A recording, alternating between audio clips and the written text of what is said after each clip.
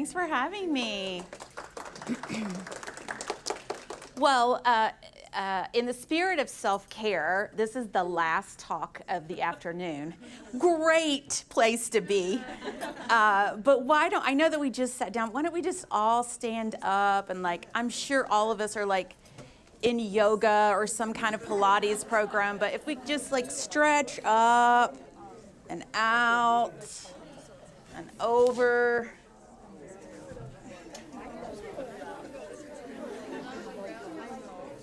Yeah.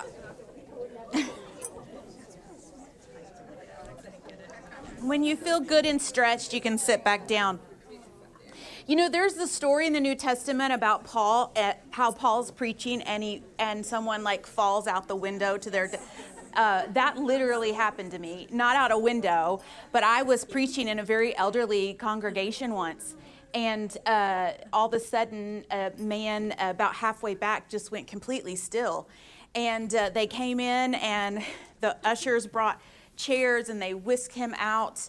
And everybody just kept facing forward. Everybody in front of him was with me. Everybody behind him was not. And I just had to keep, going. So just about anything you can throw at me, I can deal with in terms of distraction.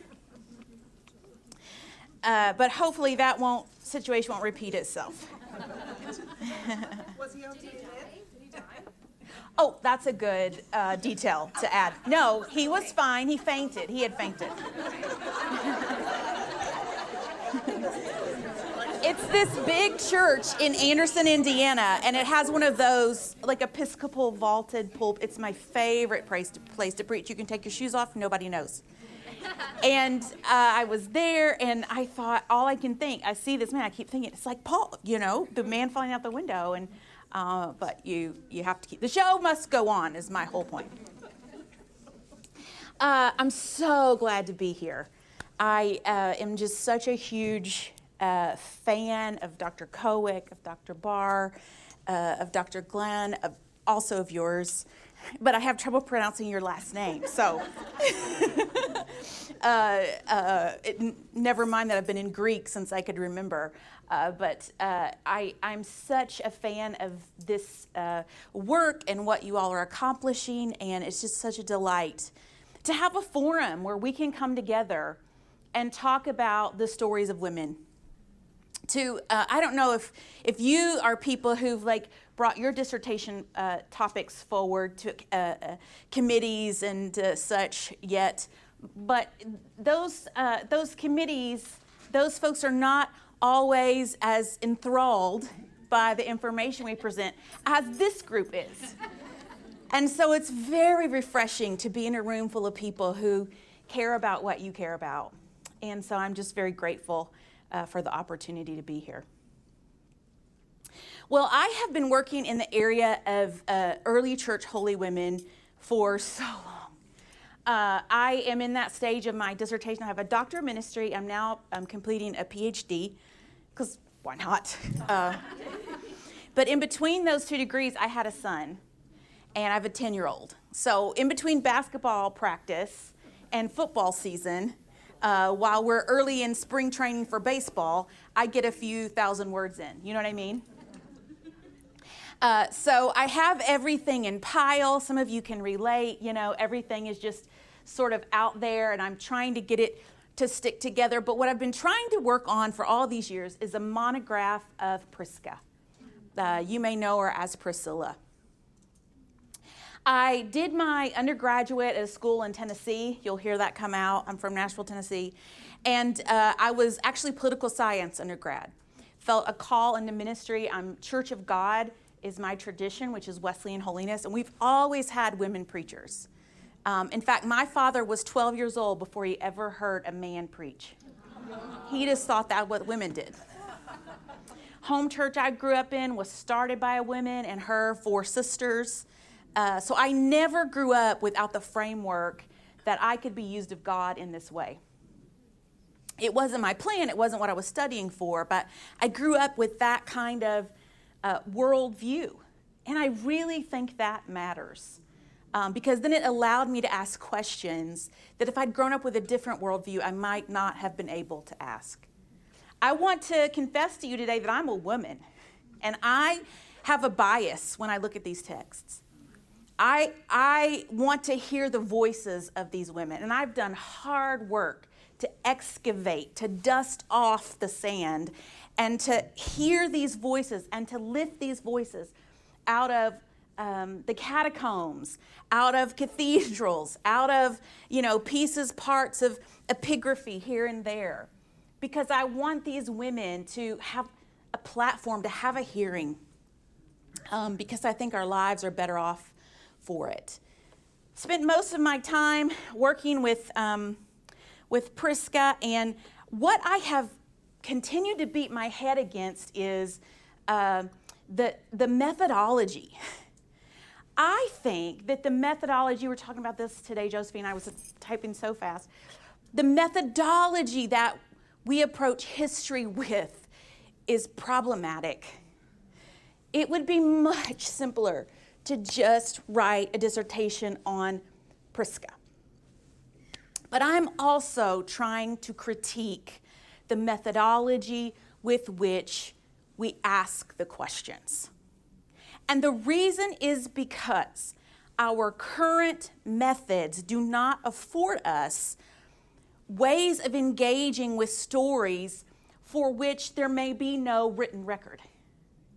It fails us when we're trying to probe inquiry into traditions and legends that have been oppressed or maligned or forgotten or erased. And so we have to begin to be ingenuitive, and we have to begin to dream new dreams around even the ways that we approach the subject. And we have to begin to give ourselves permission to be imaginative and to let ourselves have an informed posture in inquiry of a narrative, because it could shape us and shape the world differently. I start with a method that was introduced by a scholar named Saidiya Hartman. Does anybody know that name? Should get to know her. She is a, it's not? Are you doing your slides? I mean, yes, I have a slide with her name, but I'm not to that point yet. But thank you. I will see. It's like Saidiya. You know her? Okay. So anyway, she considers herself a cultural historian. She's a black womanist theology. She works in the space of decolonization. She is talking about the fact that there are all these stories of unnamed black women who existed, who lived, who made contributions, but we don't know about them, right? There are pictures of nameless women. We know in her work called Venus in Two Acts, she talks about the women who perished in the Middle Passage. And we know that these women existed. We know pieces, parts about them. Some of them have names on the registers. Some of the ship's notes talk about what happened to them while they were being transported from their homeland to the Americas. And some of them weren't mentioned at all. It doesn't mean they didn't live. And it doesn't mean their experiences aren't important. And because we don't have those stories, we are poorer for it. And so she introduces this methodology called critical fabulation. Do you like that? Love it when theologians make up words. John Dominic Crossan is talking about petrification, the petrification of Paul, meaning the petrifying of Paul. I love that. Next topic. Anyway, she's talking about the idea that we have to approach some texts, particularly texts that have to do with enslaved persons, women, children, people who are not in power. We have to approach those stories with a set of informed imagination. People like Dr. Kowick, Dr. Glahn have contributed so much, Dr. Barr, to the wealth of knowledge that we have about the lived experiences of women in the first century, right? We know about what it's like for Christian women in a patristic world. We have that sort of set as we push and progress into it. And if you remember, like in the late 90s, The Lady Vanishes, the big treatise that came out and talked about, we can't really engage these stories of women because they're written by men. So we can't see all the contours of it.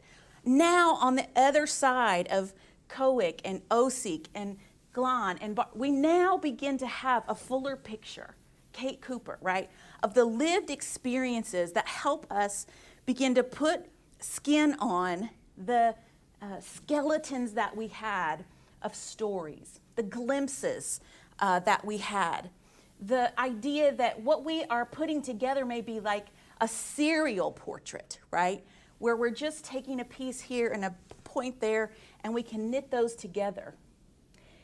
And if we have the imagination and we have an informed place of inquiry, then perhaps that can come together and we can begin to talk about these women and the impact they may have made in their time for our time. And what I want to submit to you is these women did make an impact. And many of them have had their stories suppressed. Many of them have just been forgotten. Many of them have had their stories maligned. And some of them have just been erased. So, this is what we think is the earliest depiction of Mary Magdalene. This is in Durrës Europa in Syria, which is one of the earliest house churches that have been discovered. Michael Papard has done great work here. But notice this image of her. This was the image that we just heard about in the last session, right? This woman leading other women to the tomb. Here she's in her full and right place of being that first witness to the resurrection, herald of the resurrection. And she's going there into the tomb. And then we know after Pope Gregory did his bit, his homily, in the 6th century, she becomes the penitent sinner. He conflates her, of course, with the sinful women in Luke's gospel, and the way that we begin to see her depicted in early Christian art completely changes. Now she has red hair, oftentimes her breasts are uncovered, she's weeping, her hair's always loosed, and we have this entirely different picture. And, you know, she can't go back and change that, but we can. We can correct the record. Will somebody, I shouldn't say it. I was going to say something about the series The Chosen. Is anybody watching that?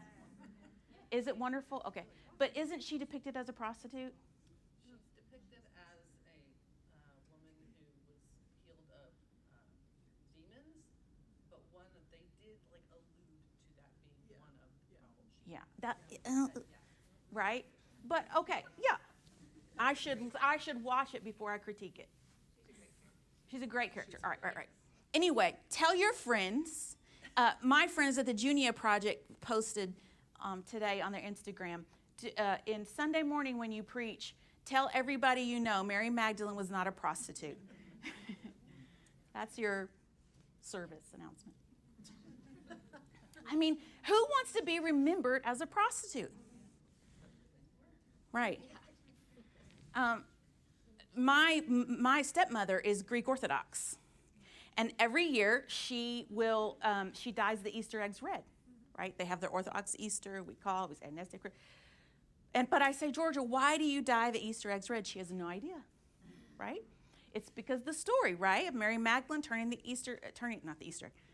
egg red, when she's evangelizing Tiberias. So, do her a favor and tell the right story, right? This is the Church of St. Thecla in Melula, Syria. I was there several years ago before it was bombed out and devastated. And but I'm a girl from Nashville, Tennessee, who grew up in the Church of God. We didn't have a lot of messages on Thecla. We got David and Moses and Abraham like over and over, but not a lot on Thecla. And when I got here and saw this incredible veneration, right, there's a cave out back where there's trees that grow and the branches fall down. They say it's like her hair because she when she finally died, she came there to rest. And she lived in this cave as a hermit, and her hair grew long. But the sisters there at the Church of St. Thecla take it very seriously. They love her. They venerate her. They tell her story. But then Tertullian comes along, and Tertullian, and he's got issues. He's got a lot of issues, but he takes issue with a particular apocryphal book that we know is the Acts of Paul and Thecla, and it's a very beloved text. People, we can tell, widely accepted it and loved it. But Tertullian really struggles with it. He writes, "To round off our slight treatment of this subject, it remains for me to advise you of the rules to be observed in giving and receiving baptism. The supreme right of giving it belongs to the high priest, which is the bishop. After him, to the presbyters and deacons, yet not without commission from the bishop, on the account of the church's dignity. Except for that, even laymen have the right. But the impudence of that woman who assumed the right to teach is evidently not going to arrogate to her the right to baptize as well, unless perhaps some new serpent appears like that original one, so that as that woman abolished baptism, some other should of her own authority confer it. But if certain acts of Paul, which are falsely so named, claim the example of Thecla for allowing women to teach and baptize, let men know that in Asia the presbyter who compiled that document, thinking to add of his own to Paul's reputation, was found out, and though he professed he had done it for love of Paul, was deposed from his position." So this idea here is Tertullian's telling us it's not Paul. Paul didn't write this. Some cat in Asia wrote it. And he is so in love with Paul that he couldn't help himself. He tells this story, and he gets away with himself and tells some kind of narrative about a woman baptizing herself. And Tertullian is having none of it, because everybody knows only the bishops baptize. And then, of course, if the bishops aren't there, then the presbyters. And then if the presbyters aren't there, then but not the women. Right? Not the women. And so this is the cave they were just talking about. If you go out past the Library of Celsus in Ephesus, and there's a lot of brush, but it's so fun. It's so fun. You'll see this painted on the wall. And this is a relief of Paul and Thecla, supposedly that day in Iconium when she hears him preaching out her window. And you can see this dates to about the 5th century. Someone has scratched her eyes and her fingers off. They don't want to hear her testimony.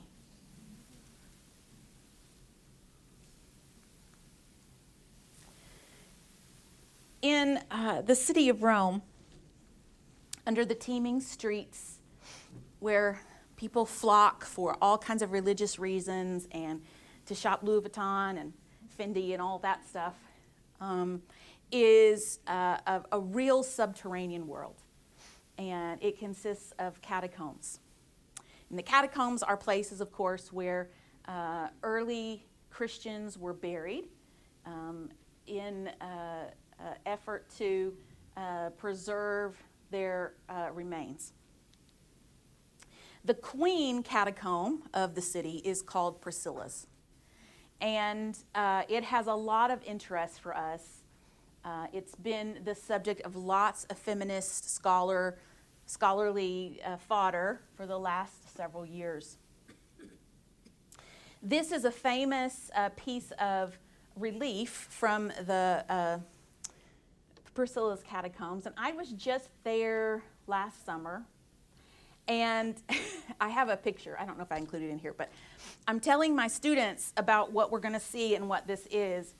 And the guide from the Vatican is standing there in the corridor correcting everything that I'm saying. So they're real receptive to new insight, feminine insights in Rome. So this is called the Fractio Panis. And that just means the breaking of bread. And for years, the Vatican told us that this was a group of men taking communion. And then after some feminist scholars got down there, Dorothy Irwin and others saw these reliefs, they began to maybe take a step back, and they said, well, it's all women except the one in the middle, who's the celebrant. That's obviously a man, because it couldn't be women, because women couldn't serve the Eucharist. So obviously that has to be a man. And it's kind of like a circle argument, right? Like, we're not going to believe what we see before our eyes. We're going to apply what our ecclesial regulations say then to this 2nd century, 3rd century maybe relief. I should add that in the Priscilla's catacombs there are all sorts of images like this. Now, there are images of Lazarus, there are images of the Hebrew children in the fiery furnace, but most of the images are feminine in nature and tell the stories of women in the scriptures. This is a bootleg photo is what this is. My photographer took this because it's so important to me. I was in Rome on my first sabbatical. I think it was 2016. I can't remember, or 18. And I had been doing all this work. And up until that point, this relief had not been shown publicly. They'd kept this under wraps. The reason is because it looks like a woman in the middle. It's the villagio. Her hands are lifted like she's preaching. And if you believe that women can't preach, then this image is problematic for you, unless you can make another argument. But I saw this image, and when I saw this image, if you've ever heard, this is before I heard it, but Libby Schrader talks about when she heard Mary Magdalene call out to her.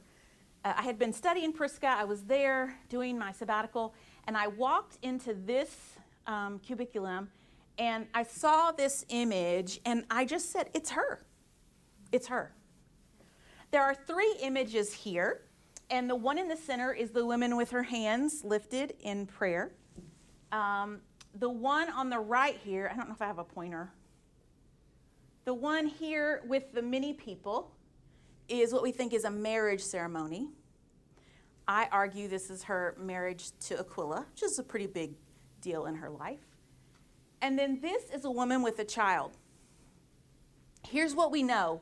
One of the first martyrs in ancient Rome is a young woman named Priscilla. She's a 13, young girl at 12 or 13 years of age. And so it would have been strange if Priscilla and Aquila were married and didn't have children. And so I wonder if this is Prisca's daughter. I don't know if Prisca's daughter was that Priscilla or not, but it looks like, to me, a sort of tableau of the highlights of a woman's life, right? She's married to her husband. She is mother to a child, and she's called to preach the ministry and work of Jesus Christ.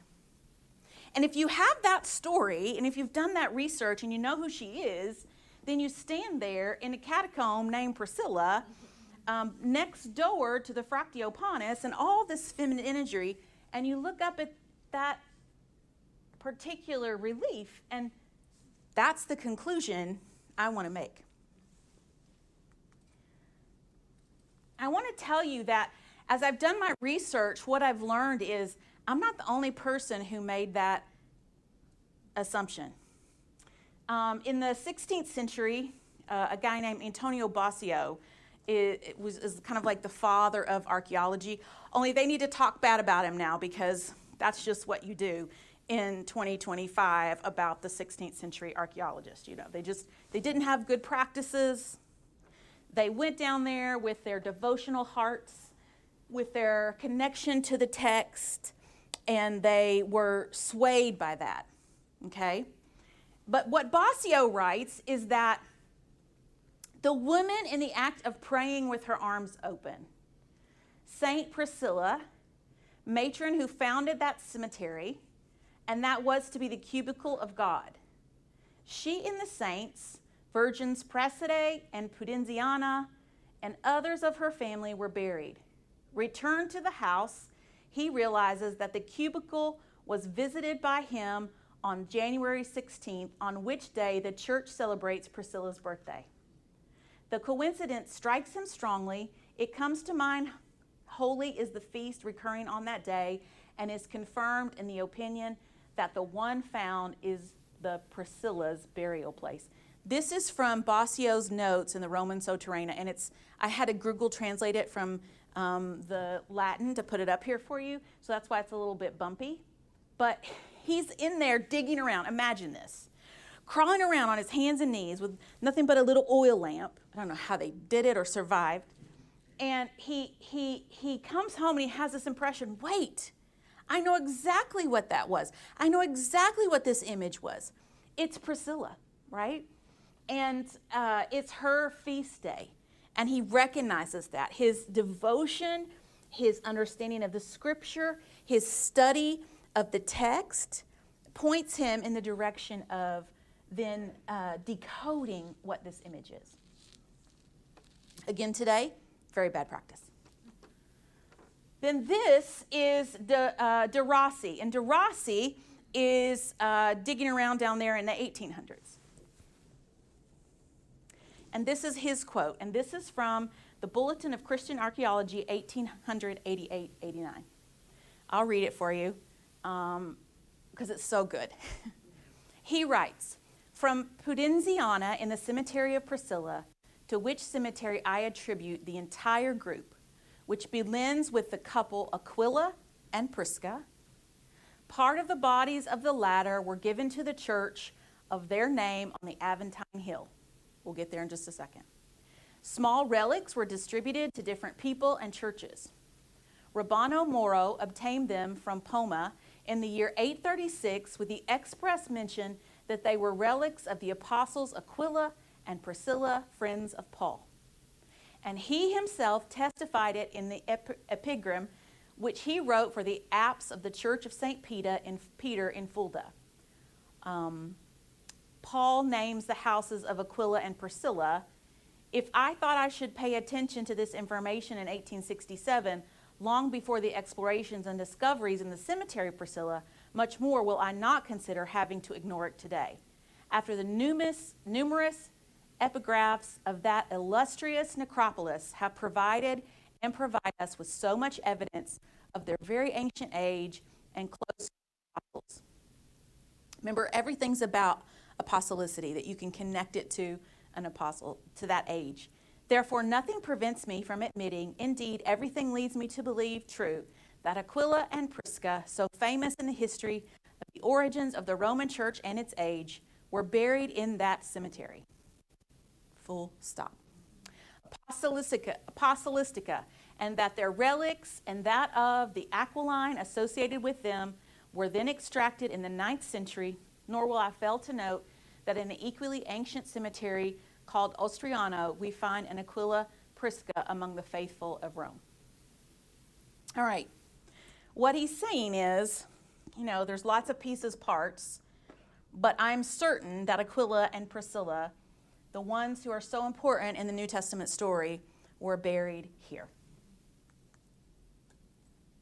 What happens from the catacombs is, there's all kinds of Gauls and folks sacking Rome, and so the people begin to be afraid that the remains of their loved ones, of the people that they venerate, are at risk.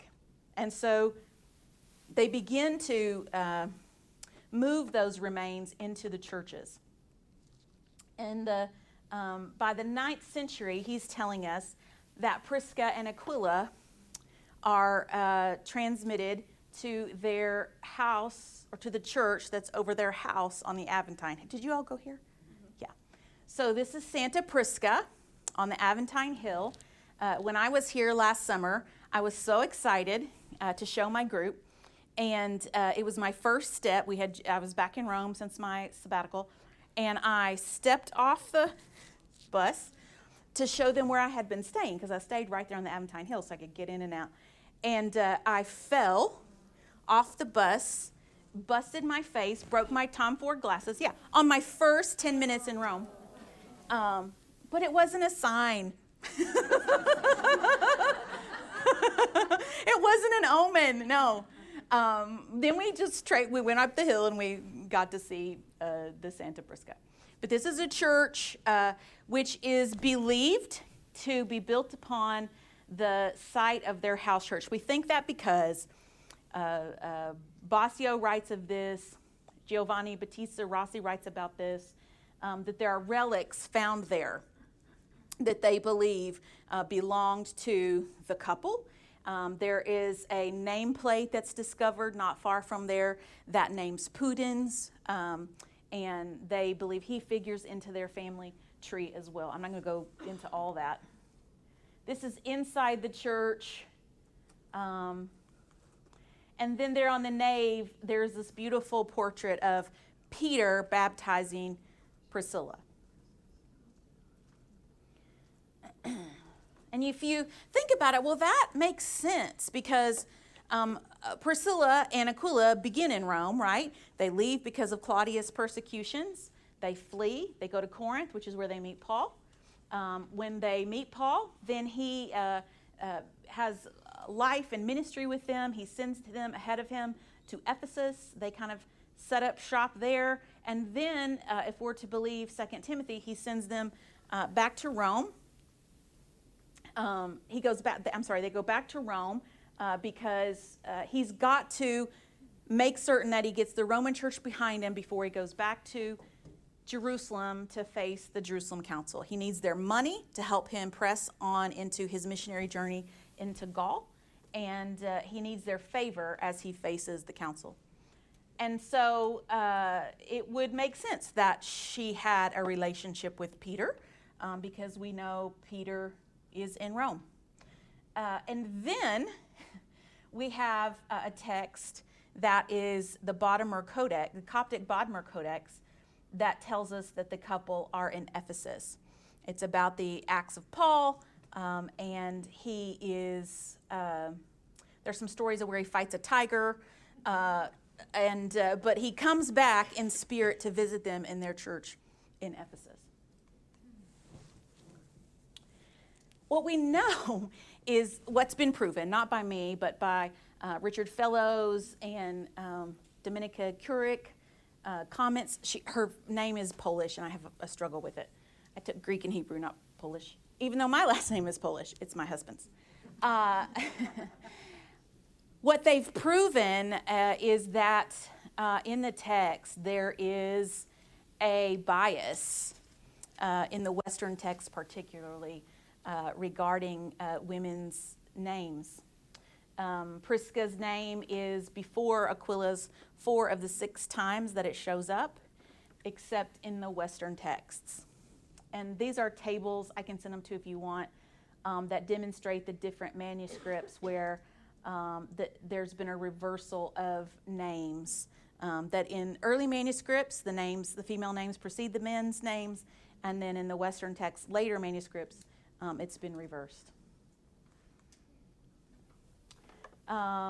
Those are just some more that apparently didn't fit into the. These are key Western variants that it's been argued that these show a bias against women.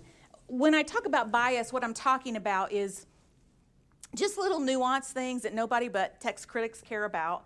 But it's important when we're talking about these women and these stories because it's the kind of thing where we have Luke calling Prisca Priscilla. And that's the diminutive form of her name. So Priscilla is the diminutive. It's like calling me Kim instead of Kimberly, right? And so it's using her diminutive name, right? Or like I'm called at home, Kimmy, right? Instead of Dr. Kimberly, right? Or whatever. So it's this idea that there's just in the nuance there this diminishing of. In 1 Corinthians 16:19, most of the text that we have, I don't know what your translation says, but it refers, Paul says, the churches in the province of Asia send you greetings. Aquila and Priscilla greet you warmly in the Lord, as so does the church that meets at their house. But in D6, F, and G, in those manuscripts, it has a little phrase there, the greetings, send you greetings. Aquila and Priscilla, with whom I'm staying, greet you warmly in the Lord. Fellows argues there that Paul then sort of takes ownership of their house. People visit because Paul's there, not because they're leaders in the church. And then that sort of changes ever so slightly the text and the way that Prisca and Aquila are understood as ministers of the gospel. Then we have the issue of Prisca showing up as a male.